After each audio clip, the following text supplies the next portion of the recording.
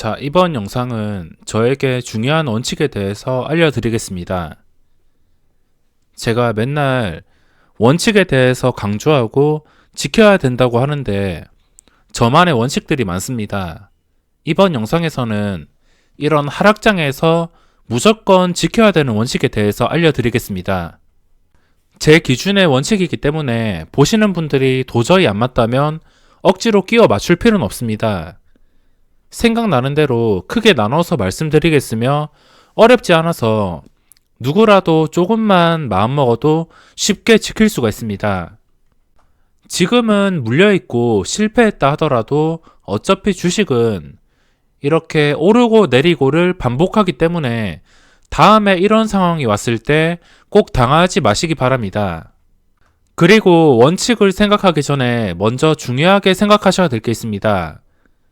내가 정해놓은 원칙대로 실행했는데 주가가 내가 생각한 것과 반대로 가버린다고 아쉬워하거나 원칙을 깨면서 매수해버린다면 이 원칙들이 아무 소용이 없어집니다.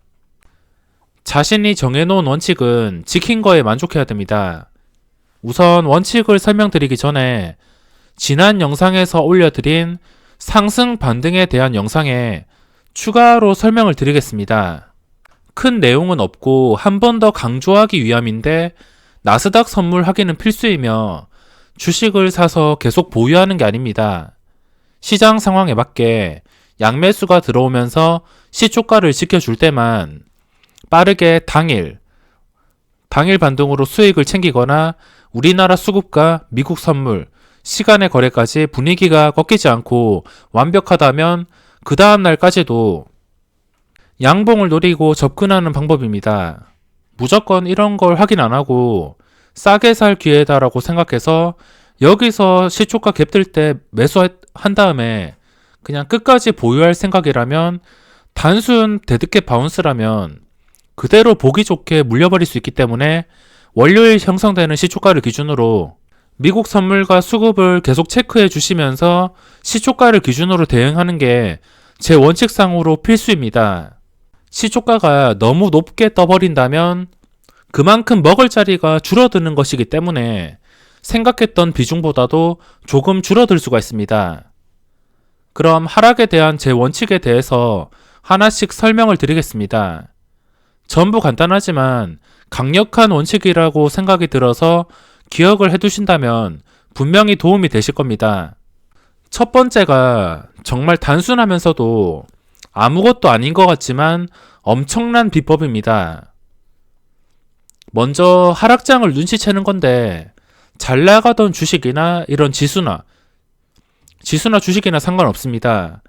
지수로 봤을 때 이렇게 잘 나가다가 갑자기 고점에서 아래 꼬리가 없는 좀 몸집 있는 커다란 음봉이 나온다면 저는 무조건 주식을 정리합니다. 제가 매일 장 끝나고 영상을 올려드리는데 2월 18일 날 음봉이 떠서 가지고 있던 주식 2개를 정리했습니다.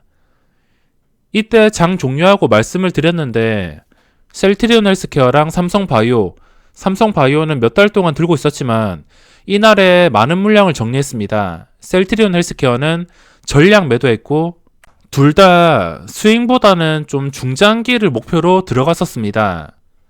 계속 가지고 있었고 이때도 좀 버텼지만 이번 악재에 대해서도 조금 신경 쓰여서 그런지 주식을 정리했습니다. 이렇게 고점에서 갑자기 음봉이 뜰 때는 개미 털기, 일시적인 조정, 추가 매수 기회 이런 거 절대 안 믿습니다. 그냥 무조건 원칙대로만 전량 매도를 안 하더라도 무조건 비중 조절에 들어갑니다. 이게 제 첫 번째 원칙이며 이것 때문에 제가 최근에 고점에서 운 좋게 주식을 정리할 수 있었습니다. 별거 아니지만 매우 중요합니다. 두 번째는 이런 하락에서 주식을 무조건 보유하겠다는 생각을 버려야 됩니다.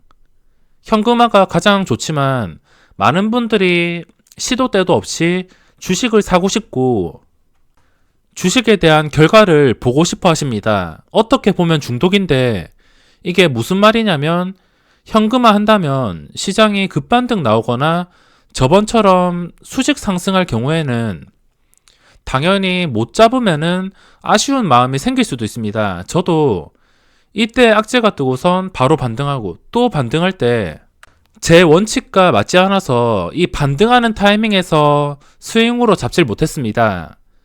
당연히 아쉬운 마음이 생길 수밖에 없고, 하지만 아쉬운 거 다 따지지 말고 떨어지는 칼날에서는 주식을 보유할 생각을 하지 말아야 됩니다. 제 원칙은 떨어지다가 갑자기 이렇게 반등이 나올 때만 접근하는데, 최근에 악재에서 장대 음봉이 나온 다음에 그대로 갭 떠서 반등했습니다. 이거는 도저히 잡을 수 없었고, 이때도 마찬가지입니다. 몸집이 크게 반등했기 때문에 먹을 자리가 많이 없어졌다 생각이 들어서 이때도 잡을 생각을 못했습니다. 세 번째는 투매가 나온다면은 외국인과 기관을 무조건 따라가는 겁니다. 평소에 외국인은 잘 믿지 않고 기관도 믿지 않습니다. 어차피 얘들은 주식을 계속 팔아서 장기적으로 시장을 끌어올릴 의지가 없기 때문에 외국인과 기관은 그렇게 많이 믿지 않습니다. 하지만 잘만 이용한다면 충분히 단기적으로 수익을 낼 수 있기 때문에 제가 이렇게 떨어질 때 하루 이틀을 이용해서 수익을 노려봅니다. 그래서 세 번째가 투매가 나올 때 외국인과 기관을 무조건 따라가는 것인데, 작년 8월을 비교해 보겠습니다. 8월에 시장이 정말 굉장했는데, 저 8월에 수급을 보시면은 결국에 반등한 것도 외국인과 기관입니다. 여기까지 투매를 일으켜 놓고선 결국에 이 외국인과 기관이 전부 바닥에서 쓸어 담았습니다. 8월 6일, 8월 7일 다 쓸어 담아서 올린 다음에 다시 탈출. 하락장에서 패턴은 그렇게 어렵지가 않습니다. 정말 단순한데, 이런 식으로 사이드카가 걸릴 만큼 투매가 나온다면 평소와 움직임과 확실히 다른 게 느껴집니다. 적은 물량으로도, 이 적은 양매도로도 지수를 완전히 뭉개버릴 수 있기 때문에 10초당 움직임을 봐야 됩니다.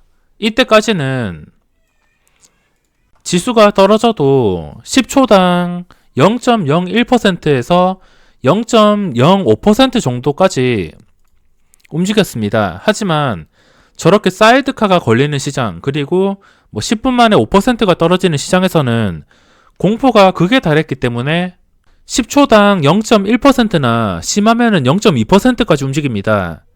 그러니까 1분도 안 돼서 1%가 떨어진다는 것입니다. 그런 시장이 나온다면은 외국인과 기관은 주식을 싸게 담으려고 슬슬 매수 준비를 합니다. 그때 바로 따라 붙어서 똑같이만 대응을 해줍니다. 계속 사주면은 딱 달라붙어 있는 것이고, 또 매도로 전환해 버린다면 그대로 수익을 챙기고 나옵니다. 네 번째는 수치 같은 걸 보지 말고 차트만 단순하게 생각해야 됩니다.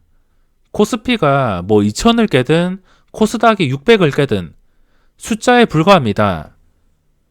숫자로 보기보다는 무조건 전 저점, 전 고점, 그냥 하락한 상태에서 반등이 나오면 그 반등이 유지되는가를 보는 게 중요하며, 이것을 이용해서 물린 주식을 어떻게 처리할지 아니면 매수를 할지 결정하게 됩니다.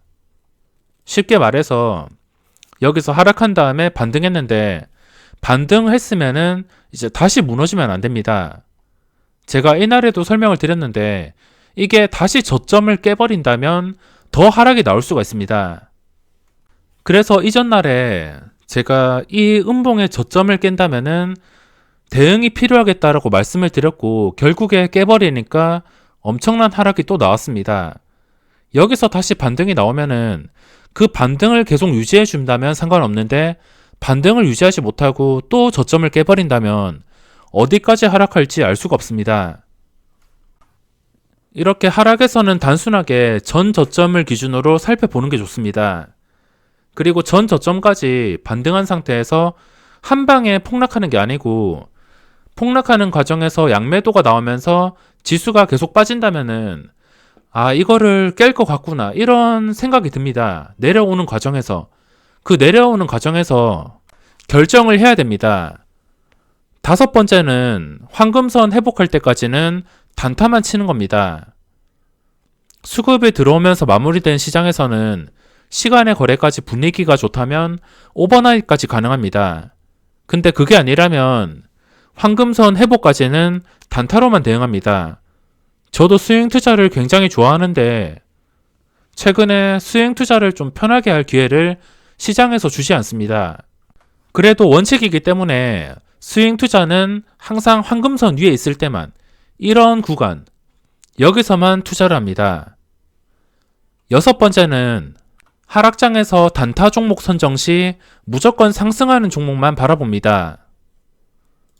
정말 단순한데 많은 종목들이 하락하면은 개인 투자자들은 당연히 하락하는 주식을 싸게 담기 위해서 관심을 기울이겠지만 저 같은 단타는 상승하는 종목에서만 집중합니다. 시장이 하락하든 상승하든 상승하는 종목은 항상 있습니다. 코스닥에서도 1255개가 하락했는데도 69개가 상승했습니다. 아무리 최악의 상태를 하더라도 상승하고선 고점을 뚫어주는 종목은 무조건 있습니다. 상승할 때 거래대금까지 붙는다면 조금 더 확실할 수 있습니다. 그게 안 나온다면 매매를 안 하면 되는 것이며 상승하면서 이렇게 거래대금이 많이 몰리는 종목에서만 단타만 치더라도 이런 하락장에서 단타 입장에서는 그냥 일반 시장과 다를 게 없습니다. 다를 게 있다면 비중이 적어지거나 짧게 먹고 나온다는 것, 그것 말고는 단타들은 매매하는데 전혀 영향이 없습니다. 일곱 번째는 환율이랑 금값과 나스닥 선물, 일본 증시, 중국 증시, 이런 해외 증시들을 참고해서 시장이 전체적으로 떨어지는지 아니면 우리나라 단독으로만 떨어지는지 파악하는 게 중요합니다. 지금처럼 시장이 전체적으로 떨어진다면 우리나라 수급이 안 좋다 하더라도 단기 반등 정도는 다 같이 나오기 때문에 그 구간을 노려볼 수가 있습니다. 환율과 금도 도움이 됩니다. 특히 환율이 오른 상태에서 계속 떨어지지 않는다면 참고사항이 될 수가 있습니다. 여덟 번째는 신고가와 고점 돌파형 종목을 집중해서 노리는 것입니다. 시장이 안 좋아도 고점 돌파는 나오며 항상 강합니다. 그 외 원칙들도 상당히 많은데 상승장보다 매매 금액을 적게 하는 게 기본이고 하락장에서 돈 벌 생각보다는 살아남는 것을 목표로 하는 것과 물타기를 해서는 안 됩니다. 당연한 말이지만 이것들이 몸에 배어서 무조건 지켜줘야지 이런 시장을 아무렇지 않게 보낼 수 있습니다. 생각나는 게 여기까지라서 여기까지만 설명을 드리겠습니다. 그 외에 또 생각이 나는 대로 영상 앞부분에 추가를 해서 알려드리겠습니다. 이런 기본적인 것들만 정해놓고 지킨다 하더라도 어차피 이런 하락장은 주기적으로 나오는 거라서 다음에 또 경험을 해보신다면 정말 아무 걱정 없이 넘기고 또 상승장이 찾아온다면 재밌게 매매가 가능할 것입니다. 제 원칙이 그렇게 어렵진 않지만 충분히 효과를 보고 있고 오랫동안 하락장에서 손실 없이 살아남았습니다. 돈을 못 벌더라도 지키고만 있으면 기회는 무조건 알아서 찾아옵니다. 그럼 이번 원칙에 대한 영상은 여기서 마무리하겠습니다.